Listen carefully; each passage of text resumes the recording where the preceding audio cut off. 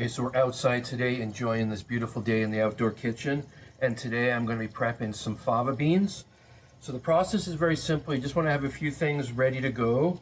Over here I have my pot of salted water. I'm bringing that up to a boil, and then I also have a bowl of ice water here for when I cool down the fava beans. We just want to get those, especially the water, boiling before we start trimming these up. And then we're going to come close in here and I'll show you how to do the trimming, the blanching, and the peeling. Okay, so here we have our fresh fava bean. We've already done an ingredients matter video on that. I will do a link to that in this video, but this is how we prepare them. So I just want to kind of tear open the pod here because inside is where we have the beautiful beans, just like so. Again, I'll do this one, and I'm just kind of squeezing and tearing it along the seam, popping it out. And while I'm doing this, like I mentioned before, I've got my salted water coming to a boil. We want a nice aggressive boil on this. We want very well seasoned water, like we always do when it comes to blanching. So we'll get the last of these out here. So I've said in my other videos with these, they are a little bit prep intensive, so I like to make a bunch of them. I do freeze them off for later in the summer or the fall, and I don't use them in a lot of, I don't give a big side of fava beans. I use them in other dishes that complements them very well. So next we're going to head over to the pot over here, and we'll start blanching. Okay, so the reason we are blanching these is, even though we've taken them out of the pods, they have another skin on them that we need to remove, and it's a lot easier to do if we blanch it first, drop it in the water. It peels off nice and easy. It also cooks the berry, I don't know what I'm thinking. It cooks the fava bean a little bit underneath, so it's kind of ready for the next stage, whatever we want to use it for. So again, aggressive boiling water, and we're just going to throw these in like so.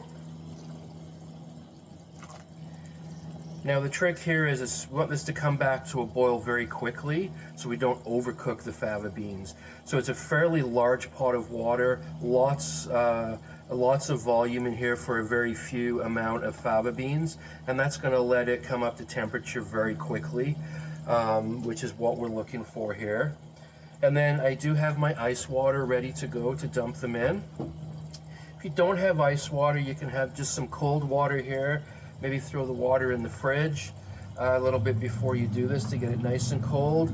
You can also, once you put it in here, drop a strainer over top and maybe run it under cold water a little bit, just to kind of make sure it stays nice and cold. If it warms up, part of the problem is you lose some of the brilliant color when you're blanching, so you want it to cool down very quickly. So we're already coming back up to a boil here. So I'm going to let this go, we're going to let this go for about 30 seconds or so, and then we're just going to take these out, nice and simple, right into our ice water. Now again, this is kind of something similar you would do if you were, peeling a tomato, if you were peeling a peach for your preserves or your pies. It's just this quick blanching. And we'll get all these out. I'm just going to knock this off now. And again, now we just want to make sure this cools down completely in the cold water here. Just like so.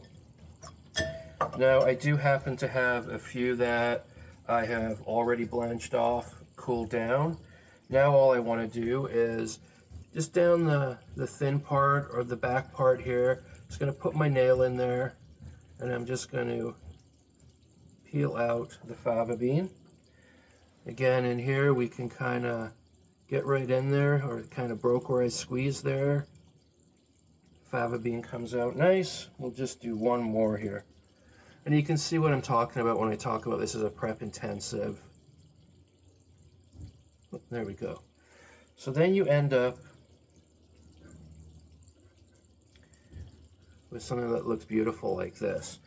Now, again, when they're in season, I do quite a few of them.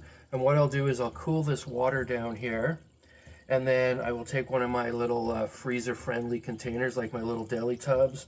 I will put some of the fava beans inside, some of this cold seasoned water over top, pop a lid on it, throw it in the freezer, then I've got something in the fall I can pull out and throw in my tomato sauces or salads or appetizers, that kind of thing. But that's a very quick and simple way to take the skins and prep your fava beans.